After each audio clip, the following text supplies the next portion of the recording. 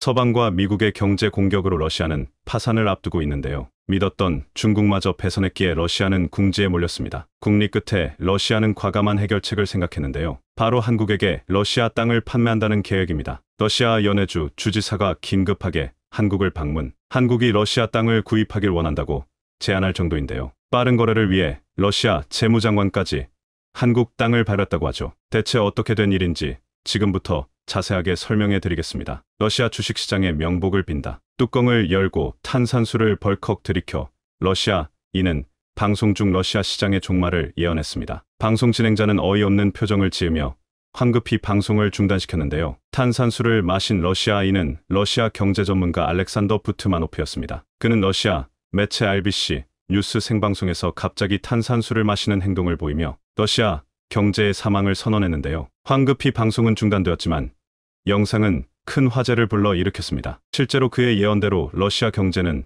파탄 상태이기 때문인데요. 미국과 서유럽의 본격적인 경제 제재가 시작되면서 러시아 경제는 끝을 모르는 추락을 거듭하고 있습니다. 이번 제재는 정부만이 아니라 민간 기업 차원에서도 동참하는 모습을 보였는데요. 그 중에서도 가장 영향력 있는 애플과 구글이 제재에 동참하면서 사태는 걷잡을 수 없게 바뀌었습니다. 애플은 우크라이나 제재에 동참하겠다는 뜻을 밝히며 자사 결제 서비스인 애플페이를 러시아에서 서비스하지 않겠다고 선언, 애플 지도 상에서 현지 교통 상황과 실시간 사건을 알려주는 기능까지도 차단하겠다고 밝혔습니다. 이 조치가 실행되자 러시아 시내는 아비규환이었는데요. 러시아 국민들 대다수가 사용하는 애플페이가 막히면서 실물 통화인 루블화를 찾는 이들이 폭주했다고 합니다. 하지만 은행 기능이 마비된 상태라 루블화를 찾는 것은 불가능에 가까웠죠. 더군다나 교통 상황을 알려주는 기능까지 마비되면서 모스크바 지하철 역에 러시아 시민들이 몰려가는 기현상이 벌어졌습니다. 교통 시스템이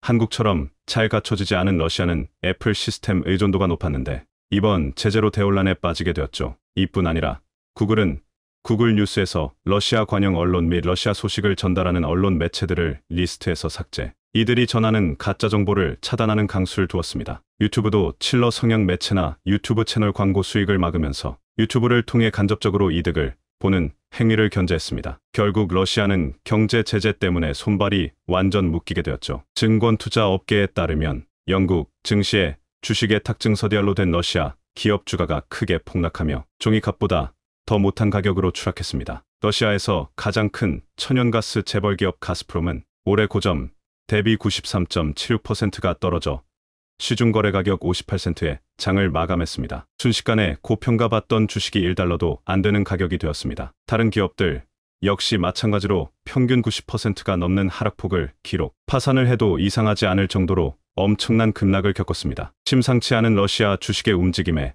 MSCI도 러시아를 신흥국 EM 지수에서 제외하며 손절에 나섰죠. 결국 파산하는 기업이 등장했습니다. 러시아 최대 은행인 스베르뱅크 SBR 유럽 지부가 유럽 중앙은행 ECB에 의해 폐쇄되었습니다. 경제 제재로 인한 뱅크런 현상 때문이라고 전해지는데요. 러시아 경제가 파탄을 맞이하자 예금을 둔 고객들이 일제히 은행으로 달려가 예금을 찾으려고 했는데요. 하지만 이미 VIP 고객들이 예금을 다 찾아가 은행은 남은 돈이 없는 상황, 결국 돌려줄 예금이 없기에 파산을 맞이할 수밖에 없었죠. 이런 상황 속에서 러시아가 믿는 곳은 중국이었는데요. 중러 밀월 관계라고 표현할 정도로 미국에 맞서 이들 국가는 경제는 물론이고 군사적 교류를 이어가는 모습을 보였습니다. 스위프트 SWIFT 결제망 배제가 있더라도 중국 결제망을 이용하면 된다는 대비책도 러시아는 생각을 했죠. 그러나 이 같은 예상은 중국의 배신으로 이내에 물 건너갔습니다. 누구보다도 러시아를 곁에서 지지해 줄 것이라 여겼던 중국은 최근 러시아 등에 칼을 꼽는 선택을 내렸죠. 중국이 주도하는 아시아인 프리투자은행 AIIB, 러시아와 벨라루스에 대한 투자와 융자를 정지하기로 결정했습니다. 서방의 제재 압박에 중국도 무릎을 꿇은 것이라는 분석이 나오며 의리를 지킬 것이라 여겼던 중국도 여론에 굴복한 것입니다. AIIB는 중국의 1대1로 사업의 천병이라고 불리는 곳으로 대규모 인프라 투자를 위해 100억의 국이 모여 2016년 설립한 다자간 개발은행인데요. 중국이 30%를 출자한 은행이라 중국 투자은행으로 분류되는 곳입니다. 기존에는 러시아를 향해 무제한 파트너십을 약속하며 러시아의 참여를 끌어냈던 AIIB였지만 러시아가 막상 참여와 지원을 요청하자 매섭게 이를 쳐내며 모르쇠로 돌변한 것이죠. 심지어 중국은 러시아 국경 근처에 군사를 배치해 그동안 러시아와 영토 분쟁을 벌인 곳들 앞에서 무력 시위를 전개 중입니다. 우크라이나 문제만으로도 골머리를 앓던 푸틴에게 치명타를 가한 것이죠. 중국의 배신에 푸틴 대통령은 엄청난 분노에 휩싸였다고 합니다. 이제까지 일련의 상황을 지켜보고 있던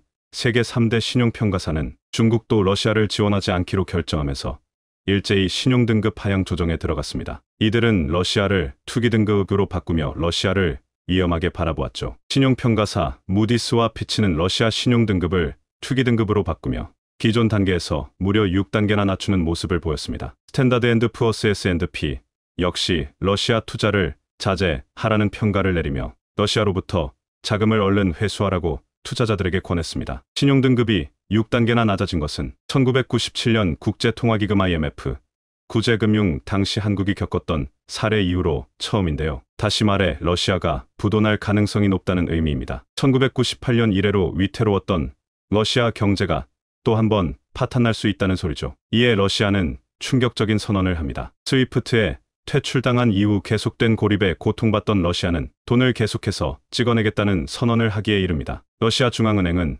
동시다발적인 제재로 루블화 가치가 떨어지자 중앙은행 부채 한도를 제거하고 무제한 양적 완화를 결정했죠. 가치가 떨어지는 만큼 돈을 더 찍겠다는 생각입니다. 이는 아프리카 국가인 짐바브웨에서 저질렀던 일과 똑같은데요. 과거 경제 파탄 상태에서 짐바브웨는 가치 하락을 막기 위해 돈을 더 찍어내기로 결정. 결국 이 결정으로 초인플레이션을 맞게 되었죠. 돈은 휴지 조각보다 더 못한 처지가 되었고 국민들은 자국 화폐를 버리고 달러나 금 혹은 물물거래에 나서며 원시시대로 회귀하는 모습을 보였죠. 러시아는 잘못된 길을 선택하기로 결정했고 이에 많은 경제 전문가들은 러시아가 눈 덮인 짐바브웨로 전락했다는 평가를 내렸습니다. 심지어 전쟁 치를 돈까지 부족해지자 러시아는 최후의 선택을 하게 되었는데요. 자국 땅을 판매하기로 결정한 것입니다. 예전부터 러시아 땅에 관심이 많은 한국은 연해주를 비롯 블라디보스토크 지역에도 영향력을 미치며 경제 협력을 이어가는데요. 러시아가 급격하게 위기에 몰리면서 한국에 기회가 생겼습니다. 러시아가 판매한 땅을 값싸게 구매할 수 있게 된 것이죠. 현재 러시아의 경제 수장인 안톤 실루아노프 재무장관은 긴급히 한국으로 출국했다고 하는데요. 러시아 타스 통신에 따르면 한국과 긴밀한 협상을 위해 떠났다고 언급했지만 구체적으로 어떤 내용을 들고 갔는지 알 수 없다는 보도를 남겼는데요. 알고 보니 부채를 갚기 위한 필사적인 비즈니스인 것이 밝혀진 것이죠. 재무장관과 합의를 통해 대규모 땅을 한국이 가져간다면 한국은 아주 유리한 위치에서 드넓은 영토를 차지할 수 있죠. 과거 고조선의 넓은 강역을 다시 손에 넣을 수 있습니다. 예전 러시아는 불금 사업을 통해 당시로서는 최첨단 군수물자를 한국에게 넘긴 적이 있었습니다. IMF로부터 구제금융을 받으며 재생하던 시기였기에 빚을 갚는데 주력했던 러시아는 팔 수 있는 것들은 죄다 팔았죠. 한국은 3차에 걸친 불금 사업을 통해 러시아의 무기를 수입, 이를 연구해 지금의 군사 선진국의 지위를 얻을 수 있었습니다. 러시아도 한국과의 거래 역사가 있기 때문에 급하게 한국을 찾은 것입니다. 유력한 후보지로 러시아 연해주가 꼽히는 상황, 연해주 주지사까지 한국을 방문, 군사용으로 땅을 사용할 수 있게 하겠다며 다급하게 한국 정부를 상대로 설득하고 있는데요. 과연 한국은 어떤 땅을 얻을 수 있게 될까요? 이 기회를 잘 잡아 한국의 강역이 보다 넓게 확대되길 바라며 2025년에도 날로 상승하는 한국의 국군이 보다 더 강해지길 기원하겠습니다.